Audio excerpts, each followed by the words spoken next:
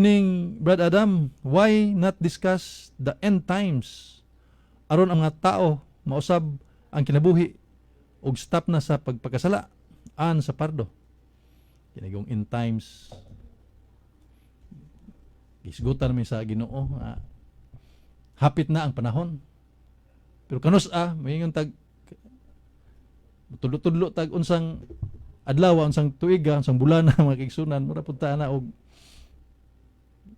nas laing tinhuan. Kadto bitaw si Ellen Goldwhite o kadto po yung gipulihan nga mao si William Miller. Gitagna man to nila ang end times. Nga mo abot ang atong Ginoong Jesucristo niya nang pagka 19th century. Niabot ba? Wa. Mo nang kini magtagna-tagna lagi ta, no? Kini end times hapit na. Kuha na gyud. Gani during the time of the apostles, gingnan sa Ginoo hapit na maabot ang katapusan. Pero niabot nagbagod mga kaigsunan, wa pa.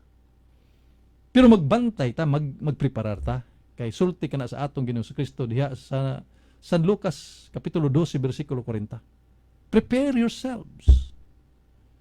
Dili kay magsigilan tayo sus end times na magkuha na ta. Gisgutan na sa Ginoo nga hapit na maabot. Prepare yourselves. Pero mangutana ta og kanus maabot nya magkuan ta mag-imagine tag tuig mura na ta ana og Ginoo mga kaigsunan. Kay gani atong Ginoong Jesucristo niingon magani nabisan gani ang anak sa tao. Ang mga anghel wa masayod nus kini mahitabo. See? Kita tagna kita sa end times. Hapit na. And therefore we have to prepare ourselves. Kay ang gingirian sa langit matud pa sa atong Ginoo diha sa San Juan kapitulo 14 bersikulo 1 ngadto sa 3. Ingon ang Ginoo, muuna ko ninyo. Kay sa balay sa akong amahan, sa gingirian sa akong amahan, daghang mga lawak, andamon ko kinialang kaninyo. So we have to prepare. Because heaven is a prepared place for a prepared person.